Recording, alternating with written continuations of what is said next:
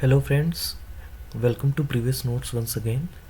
आज हम इस वीडियो में डिस्कस करेंगे कि क्या क्रिमिनोलॉजी एक साइंस है या नहीं है। ये क्वेश्चन बहुत बार एग्जामिनेशन में पूछा गया है और मैनी टाइम्स ये कंफ्यूज करता है स्टूडेंट्स को।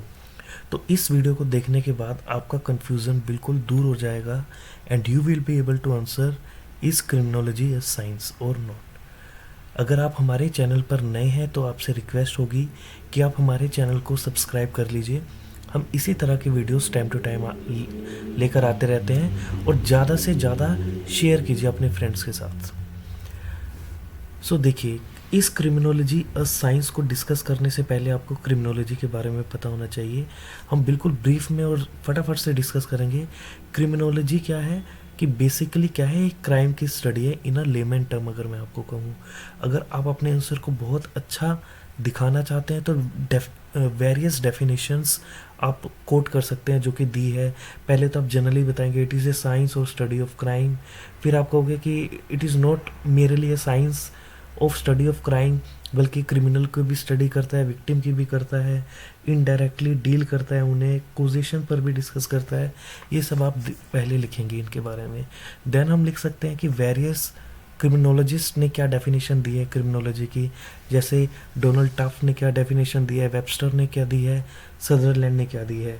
जैसे डोनाल्ड टफ ने कहा था कि बेसिकली क्रिमिनोलॉजी में भी divided into two branches, general और स्पेसिफिक।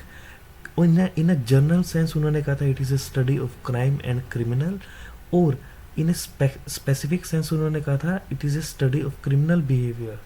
और इसका गोल सिर्फ इनके क्रिमिनल बिहेवियर को स्टडी करना नहीं होता, बल्कि उनको रिफॉर्म करना भी होता है, ताकि वो इंडिविजुअल जो है वो सोसाइटी में आ सके। इसी तरह से आप वेबस्टर की डेफिनेशन को भी कोट कर सकते हैं कि ये it is a scientific study of crime as a social phenomenon और of criminal and their behaviour and family condition. तो ये सब आप कोट कर सकते हैं। बाद में सदरलैंड की भी डेफिनेशन को आप कोट कर सकते हैं ज़्यादा मार्क्स के लिए। अब आते हैं मेन मुद्दे पर कि क्या ये साइंस है या नहीं है। देखिए, ये बहुत ही डिबेट का क्वेश्चन रहा है। सबसे पहले तो आप बैकग्राउंड देखिए कि ये साइंस है या नहीं। ये क्वेश्चन ही क्यों उठा?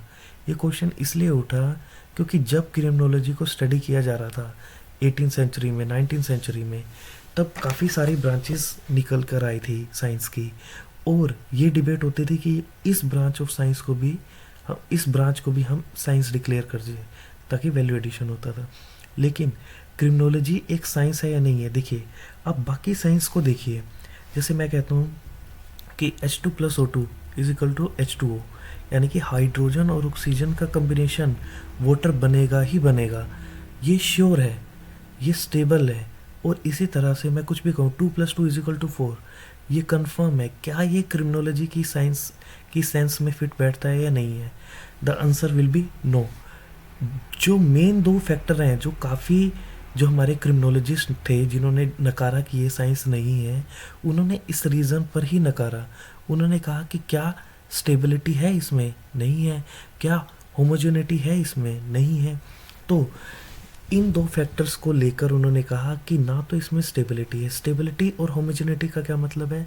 Stability and homogeneous in the sense कि मान लीजिए कोई क्रिमिनल है, क्या वो हर जगह पर सेम सेंस में बिहेव करेगा?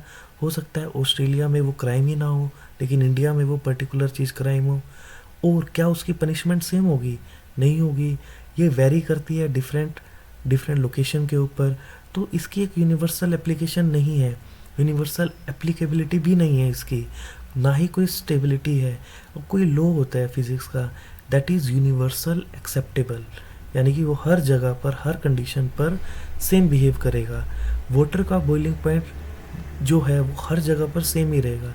ऐसा नहीं है वो इंडिया में अलग होगा, अमेरिका में अलग होगा। तो इस सेंस पर ये कहा गया क्रिमिनोलॉजी जो है वो साइंस नहीं है। अब डिफरेंट स्कॉलर्स ने क्या कहा इस पर, ये वैल्यू एडिशन के लिए लिखना बहुत ज़रूरी है कि जॉर्ज विल्बर ने सबसे पहले क्या कहा। उन्होंने तो कहा कि ये एब्सोल्युटली नो कहा, बिग नो, कि ये नहीं है। क्यों? क्योंकि general proposition of universal validity are the essence of a science. उन्होंने कहा कि जो जनरल प्रोपोजिशन होती है यूनिवर्सल वैलिडिटी की, वो एक इसेंस होती है, लेकिन यहाँ पर ऐसा नहीं है। फिर मैक्स वेबर जो कि एक जर्मन क्रिमिनोलॉजिस्ट थे, उन्होंने भी कहा कि ये आर्ग्यू किया कि ये नहीं है साइंस, इसे भी नहीं किया जा सकता। क्यों नहीं किया जा सकता? उन्होंने कहा he argued that criminology as a branch of sociology merely researches into component of human behavior without providing for solution unlike normal science। यानी कि उन्होंने कहा कि ये सिर्फ ह्यूमन बिहेवियर को रिसर्च करती है उस पर, लेकिन उसका कोई सॉल्यूशन नहीं देती जैसे कि नॉर्मल साइंस देती है। और इसी तरह से हरमन मैनहिम के बारे में भी हम को भी कोट कर सकते हैं। उन्होंने भी कहा कि ये साइंस नहीं है, ऐसा कोई भी टेक्निक और मेथड जो है वो नहीं डिराइव होता जैसे कि बाकी साइंस में डिराइव होता है।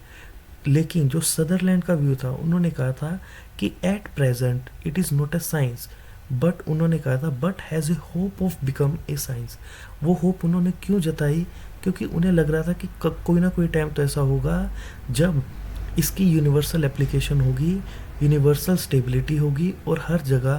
क्योंकि देखिए एज ए होल देखा जाए तो क्राइम बेशक वेरी करता है, लेकिन मोर और लेस जो रोबरी है वो क्राइम है ही है हर एक सोसाइटी में।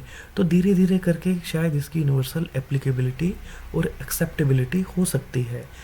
और क्रिमिनोलॉजी एक साइंस नहीं है, लेकिन it is a social science. Criminology is based on the other social sciences, just like medicine is based on other social sciences. Neither medicine nor criminology is a pure theoretical. यानी कि ये कहा गया, medicine को compare किया गया criminology से। जैसे वो एक डिजीज़ की ट्रीटमेंट देती है, ऐसे ही क्रिमिनोलॉजी जो है वो क्रिमिनल्स की ट्रीटमेंट देती है। तो इस तरह से भी क्रिमिनोलॉजी को कंपेयर किया गया।